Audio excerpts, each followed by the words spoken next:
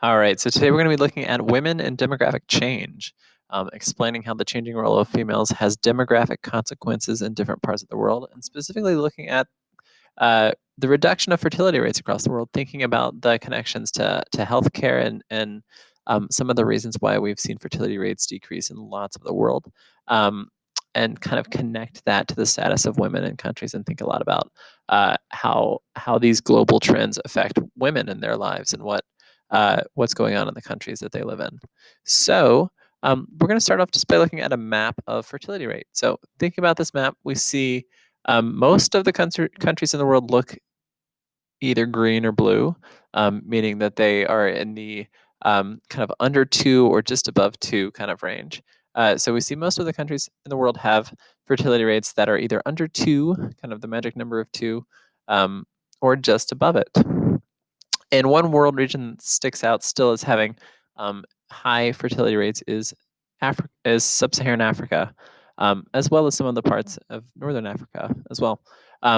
But specifically, we kind of key in on the purple and the red and the orange here in Central Africa. So, as well as Afghanistan stands out. So we still see fertility rates in the above 4 range in those countries, meaning that women on average have at least 4 children. So we're going to be looking at some of the reasons why fertility is reducing throughout the world, and talk about kind of connecting it to the lives of women. So in the video last week, we looked at India, and this is a neat map. It's getting a little bit old, but it allows us to look at fertility rates within a country.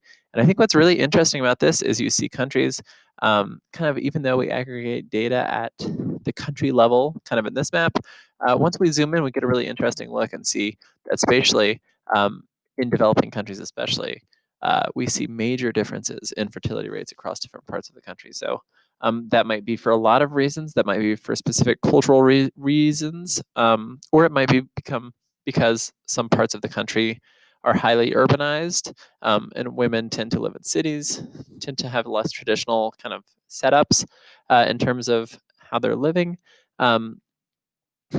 And it could be that some parts of the countries have been effectively sort of targeted by aid groups or government programs to reduce fertility in those regions. And I think in India, all 3 of those things would be the case. But you can still see within India fertility rates, at least as of 2011. It would be interesting to see a more recent map, but at least in this time period, you see the urbanized kind of southern core of India has fertility rates that are kind of sub 2, and northern parts of India are still in the 4 to 5 range. So it's interesting to see, even within countries, you can see fertility rates not being the same. So some patterns that we see throughout the world are that increased access to reproductive education, healthcare, and prenatal care, as well as contraception, has reduced fertility rates in most parts of the world. So really, those things are some of the biggest reasons. Women having access to birth control, women having access to education about reproduction, and having access to healthcare. All of those things are really effective interventions in terms of reduction of fertility rates. The second part of that is the increased social, political, and economic status of women in a lot of developing countries.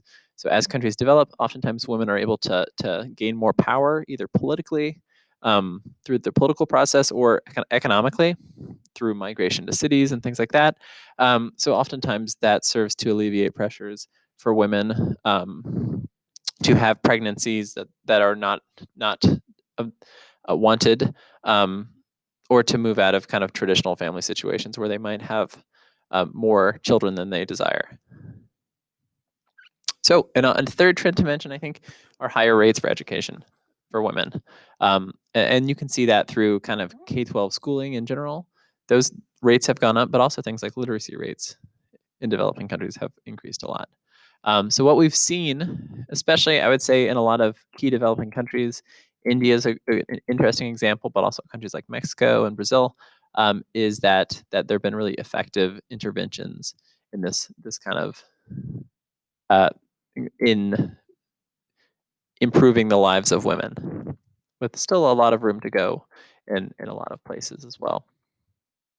So, I also wanted to look at a few other statistics that are important when it comes to looking at and measuring the status of women, but also the kind of the status of reproductive health within a country.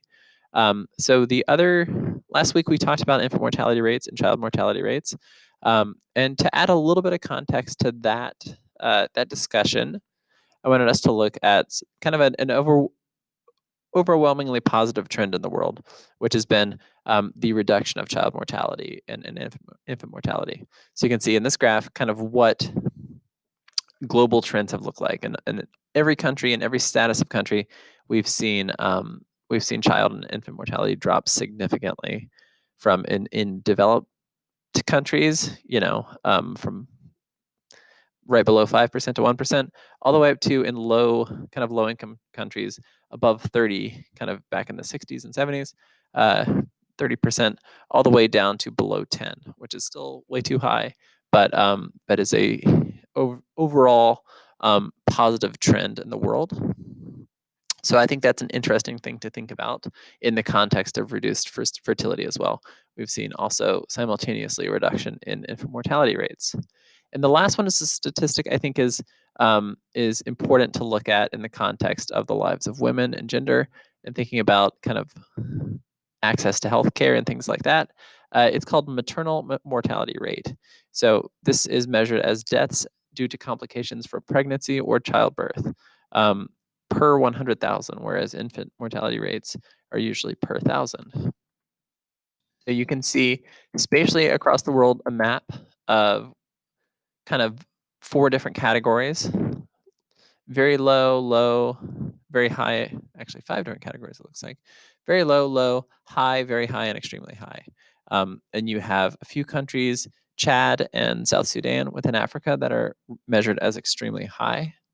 And a lot of countries in that part of the world, and in some of the poorest parts of the world, probably what is the poorest part of the world, measuring as very high. And then kind of a patchwork in the rest of Africa, ranging from very low, kind of in the northern parts of Africa, into other categories as well. Whereas most of the other parts of the world, we see maternal mortality has decreased to either very low or low, but still significant in a lot of countries, and including the United States. So by kind of the measure by which developed countries are measured on maternal mortality, the United States actually does pretty poorly compared to other countries. So the US, you'll see estimates ranging anywhere from 14 to 19 deaths per 100,000, and that actually rates close to last when it comes to developed countries. So maternal mortality is an interesting statistic, and obviously a very sad statistic. It oftentimes can serve as a measurement, kind of a snapshot of a country's healthcare system, and essentially access to a healthcare system for women throughout the country. Oftentimes, it's a reflection of either economic inequalities or lack of access to healthcare that exists. So those are kind of other things to think about when we think about the reduction of fertility rates. Okay, the last thing we're going to look at is a video that looks at a single country, Tanzania, and its push for increased family planning. So as you're watching this, I want you to look at what are some of the arguments the video makes about the impact of family planning. All right, thanks.